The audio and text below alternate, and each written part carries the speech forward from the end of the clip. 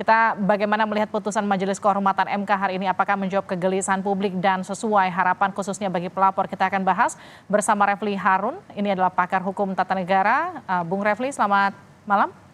Selamat malam. Kita juga akan sapa Marwarar Sihaan, Hakim Konstitusi 2003-2008. Pak Marwarar, selamat malam. Saya ke Bung Refli dulu, jadi bagaimana melihat putusan yang dibacakan oleh Mahkamah Kehormatan MK hari ini, 9 hakim melanggar kode etik? Saya harus mulai dari mana ya? Karena menurut saya luar biasa ya, karena semua hakim konstitusi dinyatakan melanggar semua. Dan dari 9 yang melanggar itu, termasuk yang membacakan putusan Majelis Kehormatan pun dianggap melanggar juga kan? Okay. Ya kan aneh kan? Kemudian di antara yang 9 yang melanggar itu 1 melakukan pelanggaran berat. Tetapi memang tidak ada yang diberhentikan sebagai hakim Mahkamah Konstitusi. Dan menurut saya kalau misalnya etikanya lebih tinggi lagi itu 9-9-nya itu mengundurkan diri. Kalau di tempat lain ya saya bayangkan. Karena kalau di tempat lain kan dia sangat menjunjung dan menjaga etika ya. Yeah.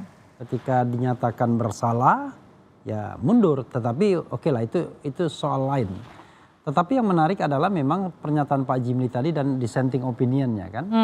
Bintan Saragih mengatakan seharusnya diberhentikan secara permanen sebagai hakim konstitusi.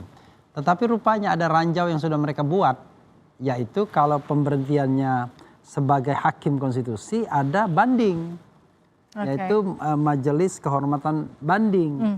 Artinya itu bisa dianulir dan kita tahu bahwa yang membuat Majelis Kehormatan kan Mahkamah Konstitusi juga. Jadi menurut saya ini ada beberapa kelemahan-kelemahan yang barangkali patut kita catat.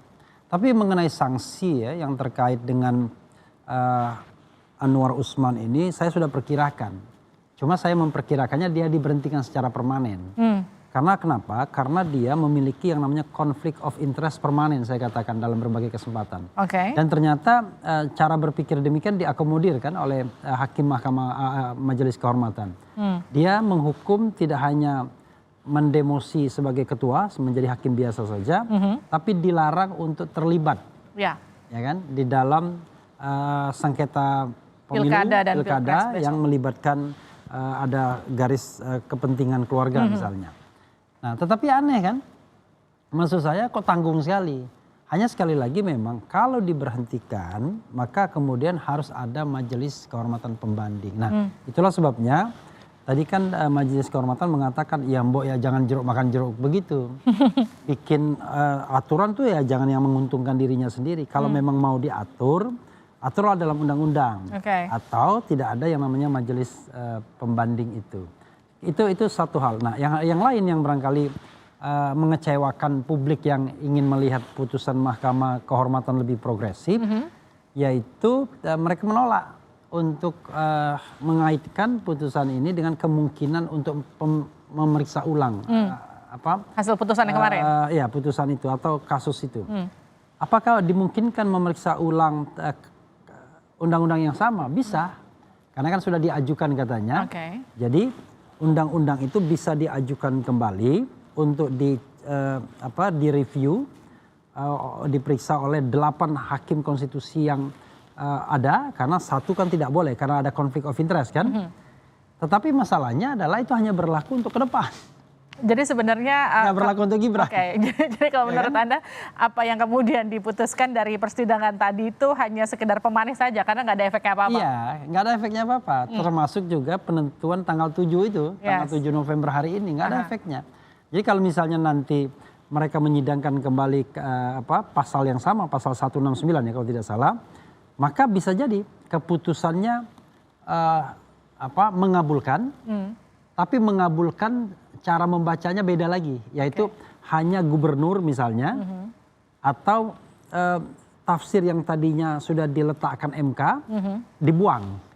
Jadi balik lagi 40 tahun saja, tidak 40 tahun atau ini. Nah, tapi dari sisi ilmu pengetahuan atau dari sisi praktik di Mahkamah Konstitusi ini hal yang menarik, karena ini baru. Jadi sebuah putusan MK itu paling tidak secara implisit dikatakan tadi bisa ditinjau ulang, tetapi oleh hakim konstitusi itu sendiri. Artinya kita ajukan lagi saja kasus yang sama. Tetapi undang-undang yang dijadikan objek judicial review-nya adalah undang-undang yang sudah ditafsirkan oleh MK. Oke. Jadi kalau kita membaca pasal 169 kalau tidak salah, sorry, maka undang-undangnya yang berbunyi kan bahwa syarat presiden itu 40 tahun, ya, dan atau sudah atau sedang menjabat pada jabatan yang dipilih melalui pemilihan umum termasuk pilkada. Nah, itulah yang frasa yang ada di undang-undang itu. Nah, itu kemudian diuji lagi. Tapi masih cukup nggak untuk waktunya? Dibuang. Enggak ada. Next on itu sudah. Udah nggak mungkin terjadi di pemilu. Orang besok sudah selesai pergantian pemain. Ya kan nggak mungkin. Dan kalau seandainya nanti misalnya tiba-tiba MK sedang katanya besok itu kan sudah ada sidang lagi. Kan baru pemeriksaan pendahuluan. Setelah pemeriksaan pendahuluan itu pemeriksaan untuk perbaikan permohonan. Itu dikasih waktu 14 hari. Ya nggak mungkin. Ya udah lewat lah ya. Nanti kalau di bypass semua hukum acaranya, nanti dipermasalahkan. Nanti jadi kasus baru. Jadi hal baru lagi. Tapi kalau kita lihat ini kan beberapa kali kemudian sempat dikonfirmasi baik itu Gibran ataupun Anwar Usman itu kan beberapa kali ditanya dan kemudian jawabannya cenderung santai dan juga yakin bahwa putusan Mahkamah Kehormatan MK ini kemudian tidak akan berpengaruh apapun pada pemilu. Jadi mungkin sebetulnya itu sudah diprediksi sejak awal. Ya sebenarnya memang ada sisi kecil ya yang barangkali kita tidak merendahkan Prof. Jimli kan. Karena banyak orang mempermasalahkan posisi Prof. Jimli yang dianggap menjadi bagian dari tim Prabowo kan begitu. Lalu putranya sendiri menjadi calon anggota legislatif dari Gerindra. Tapi menurut saya itu bisa juga berpengaruh ketika mengambil kesimpulan akhir.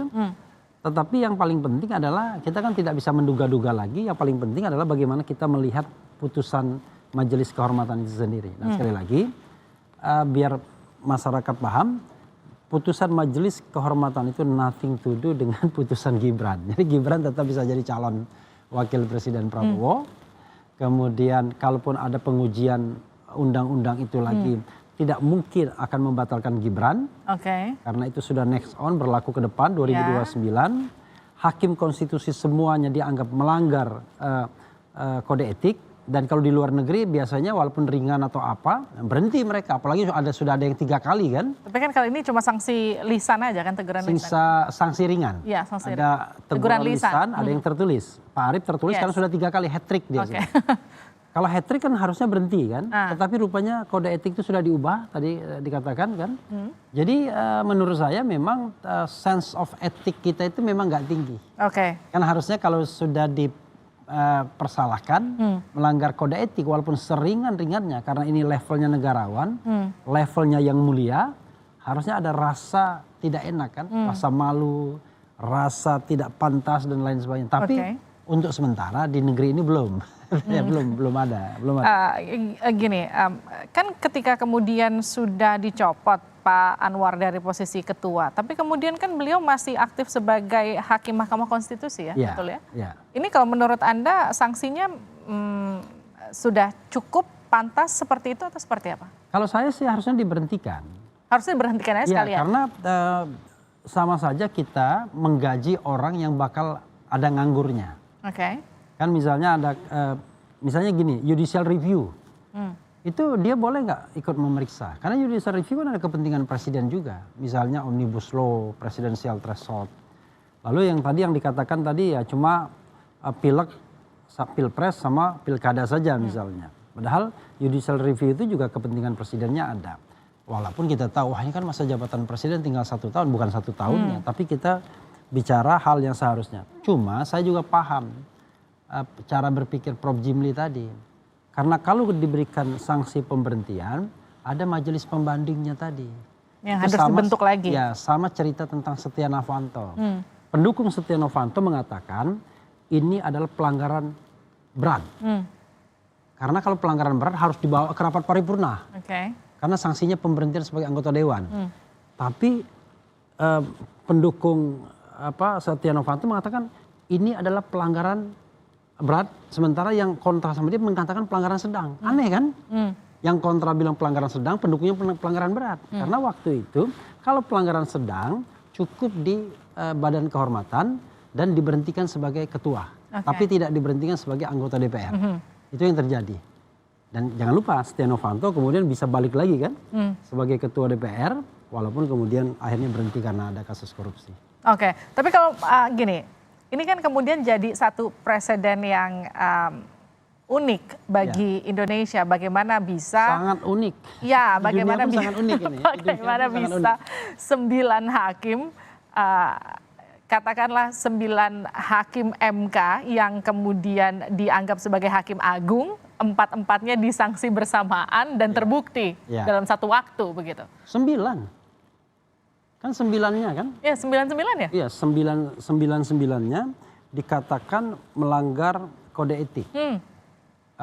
Salah satu sebenarnya kode etiknya berat juga loh. Mereka membiarkan yang namanya budaya konflik of interest, budaya benturan kepentingan. Sebagai contoh misalnya menyidangkan masa jabatan hakim konstitusi. Kan jabatan itu kan menguntungkan mereka dari 5 tahun menjadi 15 tahun. Lalu mereka benarkan menyidangkan soal jabatan ketua dan wakil ketua Mahkamah Konstitusi. Nah, menurut saya kalau sudah melihat itu, mereka ini kan tidak trusted sesungguhnya, sudah nggak bisa dipercaya. Belum lagi kalau kita lihat kaitan-kaitan mereka ini dengan pihak-pihak lain. Saya kira bukan hanya ketua yang membiarkan dirinya bisa diintervensi, tapi hakim lain juga iya. Artinya kalau menurut Anda justru hukuman itu, sanksi itu tidak hanya seharusnya berat kepada ketua MK saja, tapi justru 9-9-nya juga harus kena. Nanti kita jawab di